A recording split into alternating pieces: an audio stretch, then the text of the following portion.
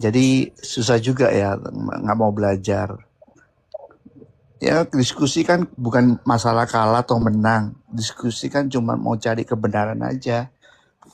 Jadi itu ada mental block kelihatannya, Iya Ricky. setuju. Block.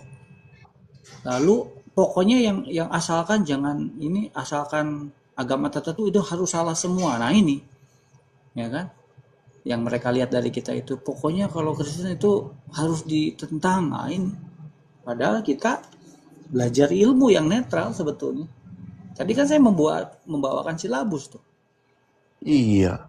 Ah, contoh ya Pada, gitu. padahal kan kalau kita mau belajar dari sejarah, itu zamannya kenapa sih Kristen itu ada kan? Kristen itu kan sebutan sebagai pengikut Kristus, yaitu pengikut Yesus. Itu kan dari abad 1, sedangkan RT6 itu kan dari abad ke-7. 700 tahun kemudian. Uh, Tuh. jadi banyak yang nggak masuk akal itu yang bukan pengikut Kristus juga mereka bersaksi bahwa Yesus itu benar-benar ada. Kalau ngomong, kalau benar coba tunjukkan konsep 3 jadi 1. Itu basi. Kalau berani tuh belajar naik, jangan dibawa aja. Jangan buang-buang waktu. Wasting time berarti mereka itu Iya, sama sekali. pengangguran nih, Bro Yudi nih. Ayo belajar sini Pak, Pak Yudi. Iya, lebih baik ke atas mau nanya apa, siapa tahu kita bisa bantu, bener nggak? Coba nanya apa. Nanti kita bisa jelasin. Daripada hidup dalam misteri, ya kan? Oh ini apa, itu apa. Ini waktunya bertanya silakan. Nanti kita coba bantu. Ada Pak Kampu, ada Pak Are, ada Bang Ebot. Saya sapa dulu ada PL, selamat pagi. Selamat pagi, Bang. Ya, pagi-pagi. Pagi-pagi.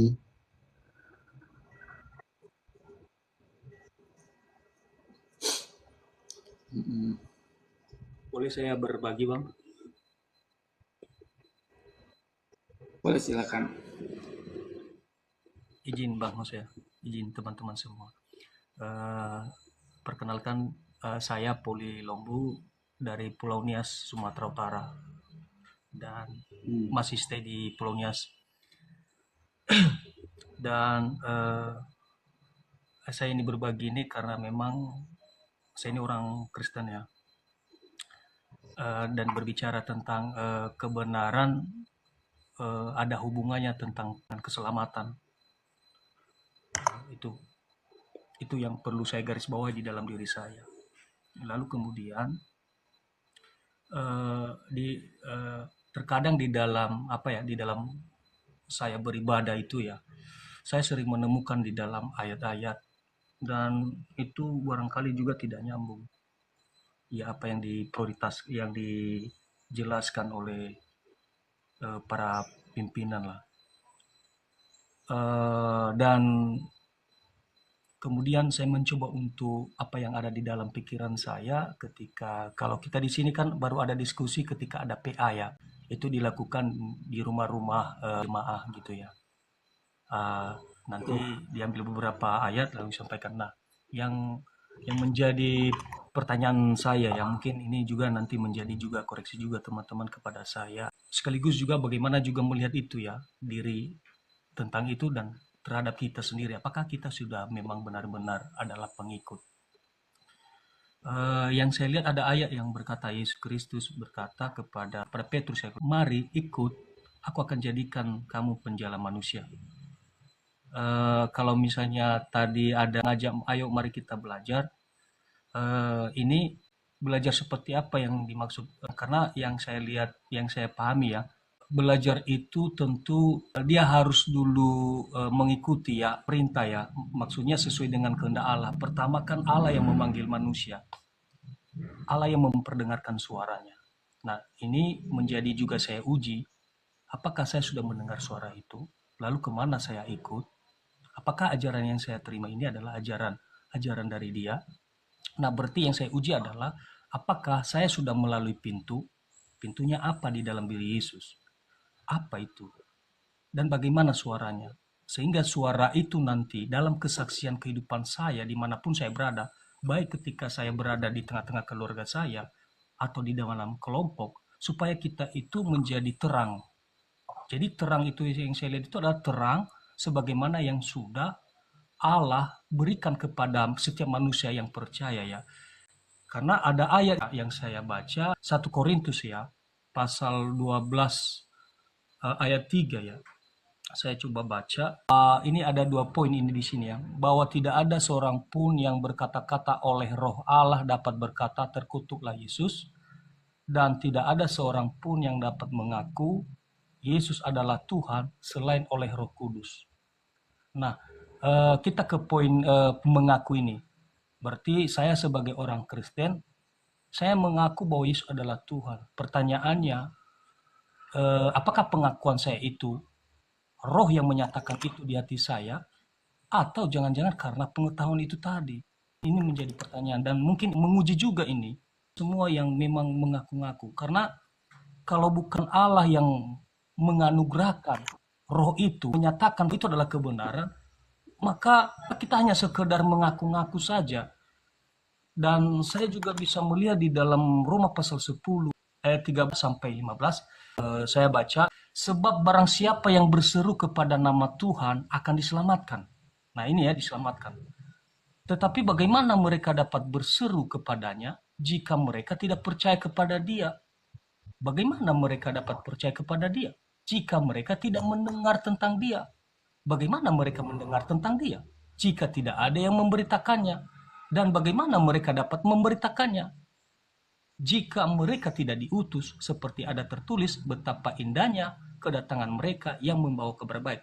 Nah, di sini jelas ini bukan ajaran dulu, ini diuji dulu ini. Iman itu supaya jelas. Karena seruan itu menentukan tentang dia yang seperti apa yang dia dengar. Suara apa yang didengar pertama sekali. Karena di sana buahnya nanti. Di sana terlihat buahnya seseorang itu, bahwa dia sedang berkata-kata tentang Roh, tentang kebenaran Allah. Karena Roh hanya ada ketika ada kebenaran. Yesus sendiri berkata kepada perempuan Samaria, mulai saat ini penyembah yang benar itu bukan di atas gunung ini dia menyembah, dan juga bukan di Yerusalem. Tetapi hendaklah dia menyembah di dalam roh dan kebenaran. Berarti roh ada karena ada kebenaran. Jika kebenaran tidak ada, maka roh itu tidak akan ada. Makanya Yesus berkata, ujilah setiap roh yang ada. Pengujiannya adalah ketika ada kebenaran. Berarti kebenaran itu berbicara tentang Injil, keselamatan. Nah, berarti siapa yang membicarakan Injil keselamatan? Nah, apa itu Injil keselamatan? Injil keselamatan itu adalah berbicara tentang kematian Yesus atau kebangkitan Yesus. Jadi siapa yang diutus? Yang diutus itu adalah orang yang sudah membawa, yang menyaksikan pertama sekali atau yang mengalami sekali berita Injil itu. Jadi kepada yang di luar, maksudnya siapa yang di luar itu? Orang yang belum sama sekali menerima. Mereka itu harus diberitakan dulu, bukan diajarkan. Berita, karena di dalam berita itu ada di situ suara Allah diperdengarkan. Jadi saya mencoba menanggalkan segala sesuatu itu karena memang indah di dalam diri Yesus itu. Maka indahnya itu adalah manusia mendapatkan hidup dan Allah dimuliakan juga di sana. Tentu di mana Allah dimuliakan? Pertama sekali ketika manusia itu mendengar suara itu dan hati manusia merespon. Jadi merespon itu yaitu merendah diri, bukan merendahkan orang lain atau membenarkan diri. Ya sebagaimana Yesus memberikan perumpamaan, orang yang berdoa, satu orang Farisi.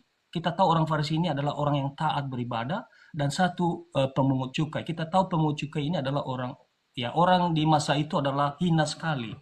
Ya. Tapi kenapa nanti Yesus membenarkan pemungut cukai? Orang Farisi ini dia berdoa begini. Kira-kira seperti ini ya. Saya bersyukur Tuhan karena saya bukan penyamun, saya juga bukan pencuri. Artinya dia membenarkan diri. Ya, memang benar yang dia lakukan, dia tidak pernah mencuri. Kemudian saya ini taat beribadah, kemudian memberikan persepuluhan dan bla bla bla bla. Lalu apa isi doa si pemungut cukai? Isi doanya itu dari kejauhan dia enggan mengangkat kepalanya, tetapi memukul dadanya. Ampuni aku Tuhan, karena saya orang berdosa. Nah, di sini kita tahu bahwa pemungut cukai ini dia bukan merendahkan yang lain, juga dia tidak membenarkan diri di hadapan Allah, melainkan dia merendahkan diri. Jadi merendahkan diri ini adalah memang benar-benar merendahkan karena dia mengetahui kebenaran itu. Apa kebenaran itu? Bahwa masalah utama manusia itu adalah dosa. Dan di sana kerendahan itu terjadi ketika dia mengatakan, ampuni aku. Ya sama, ada juga hubungannya ketika orang Farisi menangkap perempuan yang sedang berdosa. Mereka menghadapkan kepada Yesus. Yang satu yang ditangkap, perempuan yang ditangkap, yang satu orang-orang yang sedang menghukum dia. Nah, ada dua kelompok di sini. Lalu ketika mereka memaksa Yesus bagaimana menurut Tuhan, lalu Yesus berdiri dan berkata, jika ada di antaramu yang tidak ada dosa, lagi-lagi dia menyatakan dosa kepada siapa? Bukan hanya kepada perempuan yang sedang ditangkap, tetapi melainkan dua kelompok ini. Yang satu orang Farisi yang ramai, kelompok ramai itu, yang satu perempuan yang sedang ditangkap berbuat zina. Jadi bukan perbuatan ini, tapi masalah utama manusia itu adalah dosa. Nah, ini yang saya uji itu, kapan saya dinyatakan itu, melihat itu. Maksudnya merendahkan, benar-benar merendahkan tanpa merendahkan yang lain, tanpa membenarkan. Karena di sana sebenarnya keangkuhan manusia itu. Jadi saya juga melihat juga diri saya kalau selama ini, oh ternyata di sana keangkuhan itu, merasa bahwa saya benar. Tapi saya sendiri, saya tidak, apakah saya sudah melalui pintu atau tidak? Nah, jadi di sana keraguan-keraguan saya, termasuk keluarga saya, karena kami ini adalah orang Kristen. Apakah saya sudah mendengar suara itu? Bagaimana suara itu? Lalu kemudian kalau sudah mendengarkan suaranya, lalu harus ada respon, ikut. Dia berkata, ikut aku. Berarti siapa yang kita ikuti? Yesus Kristus, bukan yang lain. Makanya nanti ada ayat berkata di Matius 15 ayat 8 sampai 9, dia berkata, bangsa ini memuliakan aku dengan bibirnya, padahal hatinya jauh daripadaku. Percuma mereka beribadah kepadaku, sedangkan ajaran yang mereka ajarkan ialah perintah manusia. Nah, kenapa ini terjadi? Karena ini melalaikan, mengabaikan hal utama, yaitu pintu, yaitu suara Allah, lalu kemudian ikut. Nah, setelah kita ikut, baru dia mengajarkan, aku akan menjadikan. Berarti dia mengajarkan. Lalu kemudian baru menjadi penjala manusia. Nah, orang di poin 4 ini dia ada, menjala manusia. Dia mengabaikan pintu. Makanya Yesus berkata, barang siapa yang tidak melalui pintu, mereka itu adalah pencuri. Saya pikir dulu ayat ini adalah perbuatan orang yang melakukan perbuatan jahat, pencuri. Padahal tidak, bukan kepada di sana. Tapi sebenarnya orang-orang yang mengaku-ngaku bahwa mereka itu adalah pemberita kebenaran, tapi mereka tidak melalui pintu. Nah, berarti pintunya di situ adalah pertama-pertama adalah suara. Apa itu suaranya? Supaya jangan salah, karena kita nanti akan kelihatan nanti buahnya. Makanya nanti orang yang berbicara, mohon maaf ya, terjadi perdebatan. Kenapa terjadi perdebatan? Karena kan yang mereka sampaikan itu adalah mengenai Yesus itu siapa sih? Apakah Allah atau bukan? Jadi kita berdebat, terjebak kita di dalam pengetahuan. Jadi saya setuju ayat itu. Yesus sendiri berkata, kamu menyelidiki kitab-kitab suci, karena kamu menyangka olehnya kamu mendapatkan hidup. Tetapi kamu tidak tahu bahwa semua yang tertulis itu adalah tentang aku. Sebenarnya orang kan tidak dapat melihat itu kalau itu tidak dinyatakan, sebagaimana di dalam kalau nggak salah itu ketika Yesus berkata kepada Petrus, Petrus, menurut kamu siapakah aku ini? Saya tidak tahu di mana ayat itu. Lalu Petrus menjawab, semua orang, ada orang yang berkata bahwa engkau Elia, Nabi Yohanes dan lain sebagainya. Lalu Yesus berkata, menurut kamu siapakah aku ini? Kemudian menjawab, engkau adalah Mesias, anak Allah yang hidup. Lalu Yesus menjawab dia, berbahagialah engkau bin Yunus, karena bukan dari manusia yang menyatakan itu kepadamu, melainkan Bapakku. Petrus ini melihat kebenaran Allah itu karena Allah. Tadi di 1 Korintus itu benar sekali itu. Seseorang mengaku bahwa Yesus adalah Tuhan itu karena roh. Jadi bukan karena pengetahuan, supaya ini pengujian juga bagi kita. Atau Allah sendiri yang menganugerahkan itu, atau jangan-jangan ini kita hanya terjebak pada pengetahuan-pengetahuan teman-teman, lalu kita konsumsi itu, lalu ketika kita bertemu dengan orang-orang, ketika ada pertanyaan-pertanyaan, lalu itu yang kita singkapi.